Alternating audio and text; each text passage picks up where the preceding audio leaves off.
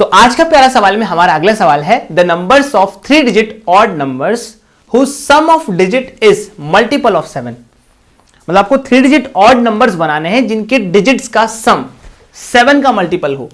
यानी कि अगर आपके पास में 3 नंबर्स हैं A, B, C, तो सबसे पहली बात है कैसा होना चाहिए, ऑड होना चाहिए, और इनके डिजिट्स का सम जो है वो 7 का मल्टीपल होना चाहिए। 7 का मल्टीपल, 7 के मल्टीपल का मतलब क्या होना चाहिए, या तो 7 या 14 या 21 या 28 या अप टू ऐसा कुछ करके आपको देखना है कि कहां तक ये जा सकता है। तो ऑड नंबर है तो सबसे पहले आपके दिमाग में ये आना चाहिए कि जो C नंबर है ये 1 हो सकता है, 3 हो सकता है, 5 हो सकता है, 7 हो सकता है, 9 हो सकता है। समझ गए? और ये जो 2 नंबर है ना ये कैसे भी हो सकते हैं, A और B कुछ भी हो सकता है।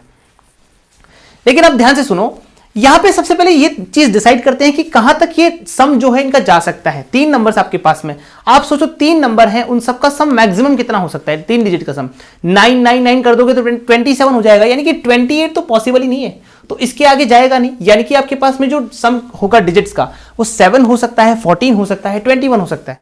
तो बेटा यहां पे आपको केसेस बनाने पड़ेंगे। केसेस कैसे कैसे बना सकते हो, मैं 2 टाइप से आपको समझा सकता हूं। केसेस कैसे कैसे बना सकते हो, या तो आप ऐसे बना सकते हो कि या तो सम ऑफ डिजिट 7 है, 14 है, 21 है। एक तो ये केस का टाइप हो गया, और एक दूसरा टाइप ये भी हो सकता है कि आप ये सोचो कि लास्ट में जो लास्ट डिजिट है, यूनिट डिजिट वो 1 है, यूनिट डिजिट वो है 3, यूनिट डिजिट 5 है, यूनिट डिजिट 7 है, और यूनिट डिजिट 9 है।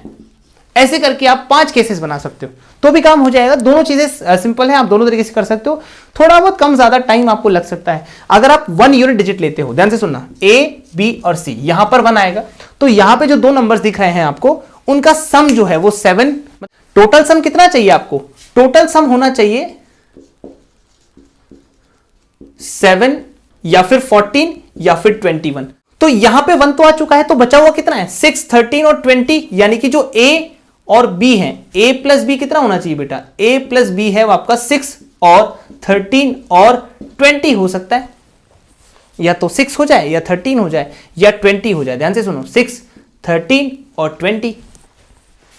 अगर 6 और 13 और 20 हो जाए तो इसके कितने केसेस पॉसिबल है, हम लोग लिख लेते हैं यहां पे। A और B का सम 6 हो जाए और वो 3 डिजिट का नंबर बनना चाहिए, मतलब पहला डिजिट जो है वो 0 नहीं आना चाहिए। मतलब यहां पर 0 कभी भी नहीं आ सकता क्योंकि ये 3 डिजिट का नंबर नहीं बनेगा। तो ऐसे कितने नंबर पॉसिबल है 6 के लिए, 6, 0, 5, 1, 4, 2, 3, 3।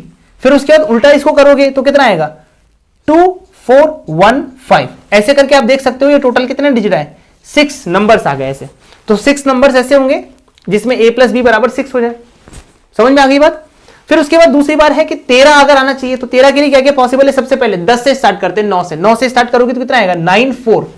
शुरू के 2 नंबर का सम 13 बनना चाहिए, शुरू के 2 नंबर का सम 13 बनाने के लिए 9, 4। फिर उसके बाद आएगा 8, 5, फिर आएगा 7, 6, 6, 7, 5, 8, 4, 9। अब सोचो इससे बाद में आप नहीं जा सकते, 4, 9 से आगे नहीं जा सकते, 13 ही तो सम बनाना है। तो ये हो गया, कितने डिजिट आए, सॉरी कितने नंबर है टोटल 6। उसके बाद आपको 20 बनाना है, तो 20 बनाने के लिए क्या जरूरी है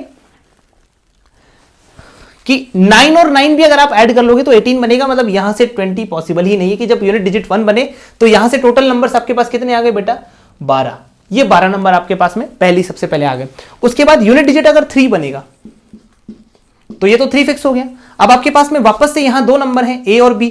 A और B का सम क्या क्या बनना चाहिए, जैसे 7, 14 और 21 अगर आप करोगे तो 7 में से 3 तो हटा दो, 3 तो आ चुका है, तो बचा कितना 4 और 11 और 18।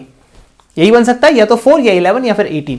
4 और 11 और 18 बनाने के लिए सबसे पहले आप देखो 4 को मैं बनाता हूं 4 के लिए, फिर उसके बाद मैं बनाऊंगा 11 के लिए, फिर 18 के लिए। 4 के लिए क्या क्या बनेगा 4, 0।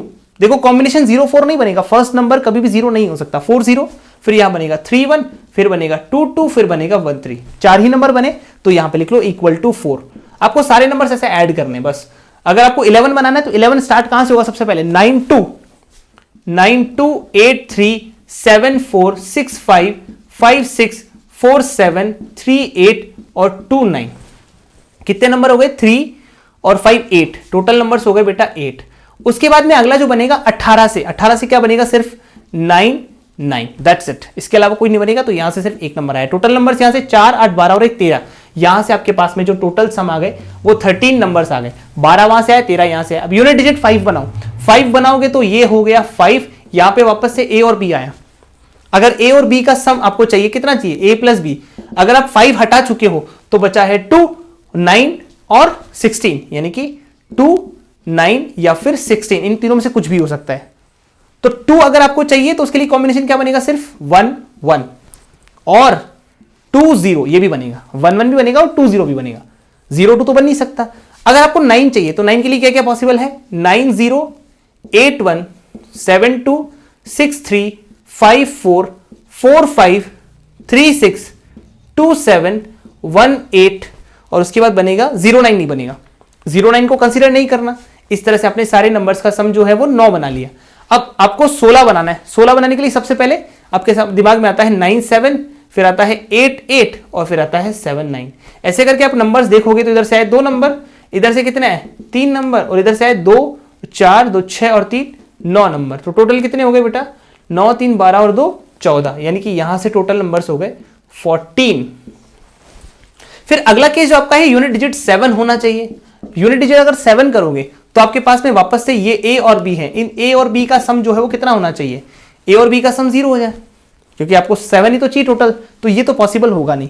फिर दूसरा है इसका सम कितना हो जाए, ए और बी का सम 7 हो जाए, या फिर अगला जो है वो 14 हो जाए। 7, 14, 21 में से 7 सब्ट्रैक्ट कर दोगे तो 0, 7 और 14 आएगा। तो 0 वाला केस तो हटा दो, सिर्फ 7 और 14 वाले पे कॉन्सेंट्रेट करते हैं। 7 और 4 में सबसे पहले देखो 7, 0, 6, 1, 5, 2, 4, 3, 3, 4, 2, 5, 1, 6, बस यही हो गया। कितने टोटल नंबर्स हो गए, 7। उसके बाद में अगला है 14। 14 लाने के लिए क्या करोगे, सबसे पहले 9, 5, 8, 6, 7, 7, 6, 8 और 5, 9, बस यही है। तो यहां से कितने नंबर है बेटा, 5।